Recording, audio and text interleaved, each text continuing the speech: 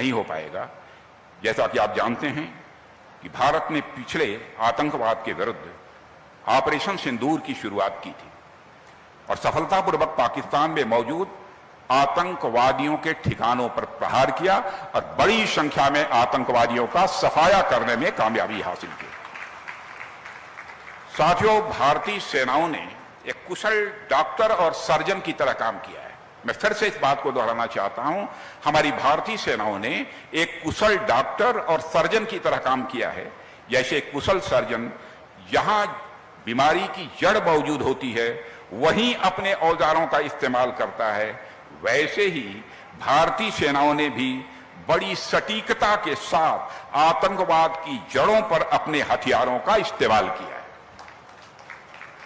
मगर जैसा कि पाकिस्तान की वह आदत है कि जल्दी वह मानता नहीं है, उसने भारत की जमीन पर हमले करने के प्रयास करने प्रारंभ किए। आम नागरिकों को भी वह निशाना बनाने का प्रयास किया है। मंदिर, गुरुद्वारों और गिरजाघरों पर को निशाना बनाया गया। उसके जवाब में भारतीय सेनाओं ने जो कार्रवाई की है उसने पाकिस्तान की फौज को घुटनों पर लाकर खड़ा कर दिया।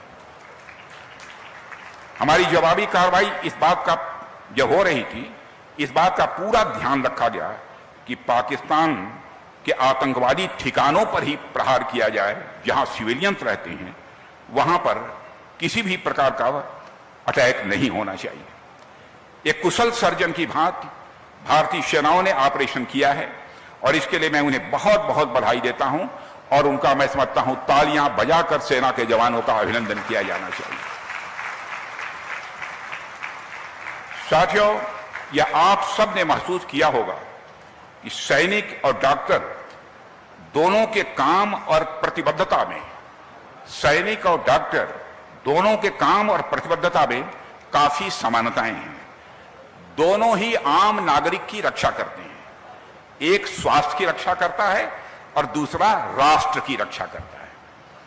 दोनों का डिसिप्लिन और ट्रेनिंग भी बहुत ही डिफिकल्ट होती है, बहुत ही कठोर होती है। दोनों को बड़ी नाजुक परिस्थिति में बड़े निर्णय भी लेने पड़ते हैं, चाहे वह डॉक्टर हो अथवा सेना का जवान हो, सेना का अधिकारी हो।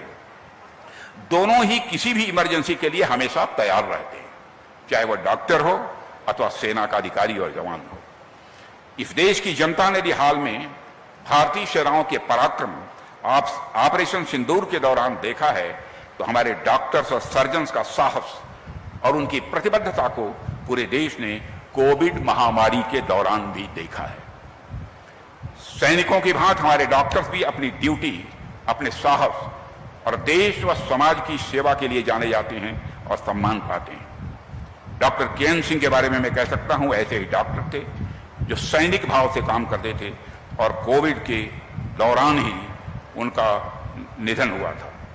साथियों, आज हम भारत को 2047 तक एक विकसित राष्ट्र बनाना चाहते हैं और यह भारत विकसित राष्ट्र तभी बनेगा जब उसके नागरिक स्वस्थ होंगे।